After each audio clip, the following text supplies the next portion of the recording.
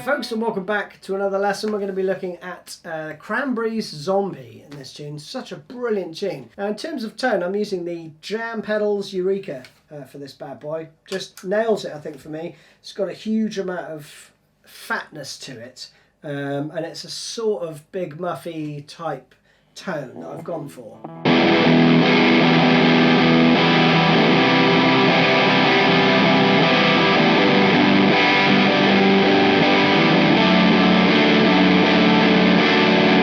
That is a beefy sound, and I think that gets pretty close.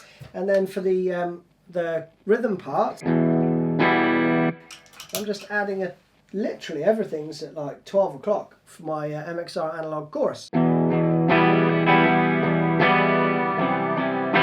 think any chorus is going to help you out there. Just needs to be a very subtle chorus effect for the rhythm parts. That's it. Let's have a closer look. Intro riff then.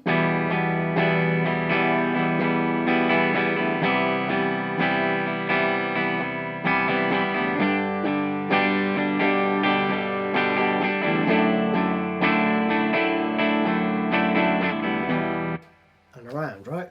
So that's pretty basic. We've got some nice strumming. We've got E minor to a C major, but you just take your first finger off. G, D with F sharp in the bass. And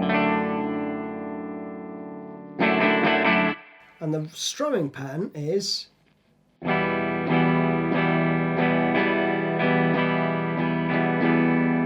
down, down, down, down, up, up, down, down, up, down. Change. Same strumming pattern, G now.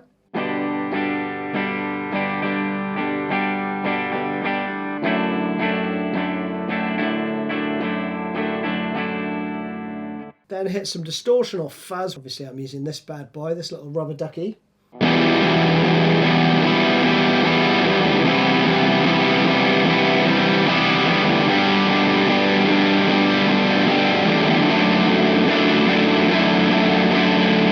You're just into eighth notes there, right? Same chords. Then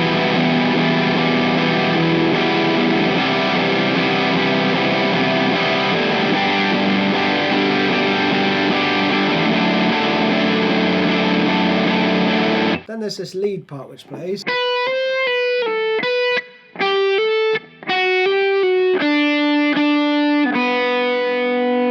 Really straightforward. Hammer on, 7, 8, 7. 5, 7. Okay. Hammer from the third to the fifth. 2, 3, 2. This is all on the top E string, right? And then you've got on the B string. So that's the D, or the third fret on the B string. Now in terms of tone for the rhythm part, you're going to need some chorus. So these are the settings I'm using for that.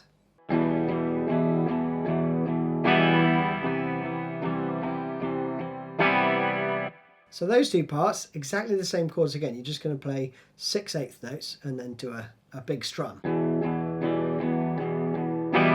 Okay. Change to the C. Same again. Then to the partial G chord. You do that 8 times. Then you got this. So together you got this.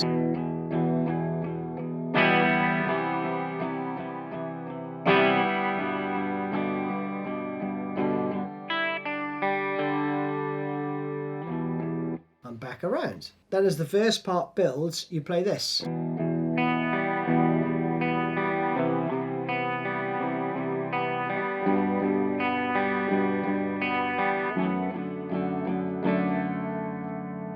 And then you're into the fuzzy part again, right? So that is just same chords, but you're going to play. That is down, down, and then the B string and the G string open. And you repeat that twice. Same with the C shape. G shape. And again, I'm literally just using my third and second finger there and moving them down one string each, right? Then I'm using my second finger on the root and my third finger there. And you play 5 times, and the 5th time you let it ring out. And that's it, because then you're going to go back into the...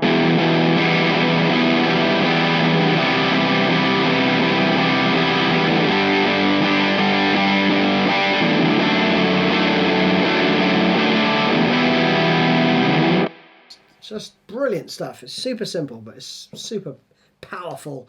Then you're going to go into this solo part, and this is the only other bit you need, right? And you're going to play.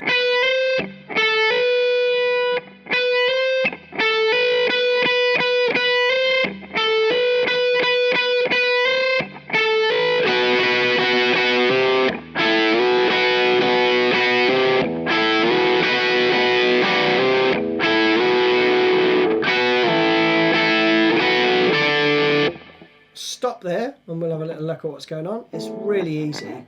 I mean, you're just playing single note stuff almost, but you're going to play 7, 8, 5, 7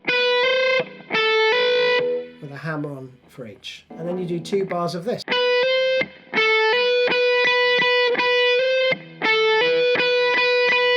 And then the 4th bar, go to a double stop on the 7th fret. So I'm covering now the B string and the E string. Then you play the same thing, and now I'm hammering on 2 frets rather than 1. But the rhythm changes, so it's...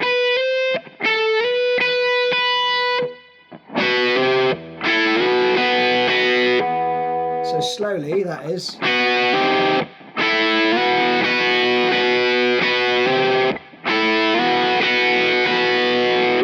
So that's the same thing twice, right? 2 bars, identical. Then you play. So it's like half of the normal phrase, right? And then you do.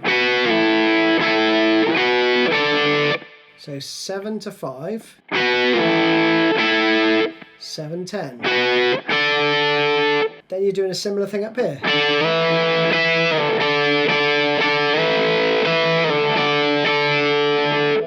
Okay, so that's the same thing repeated twice.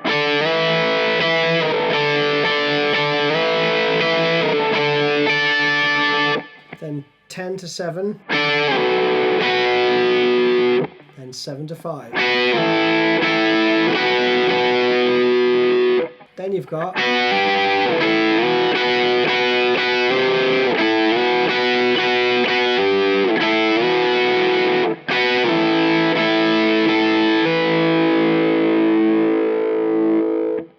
And that's it. So the only subtle difference there is, rather than doing 2, you're just going to go on the B string while the 7th fret on the E string is held. Then back to double stops.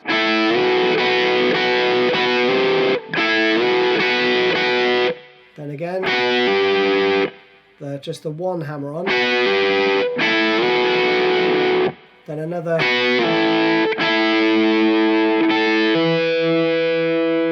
So that's it from me. Hope you enjoyed that one. See you again soon. Cheers.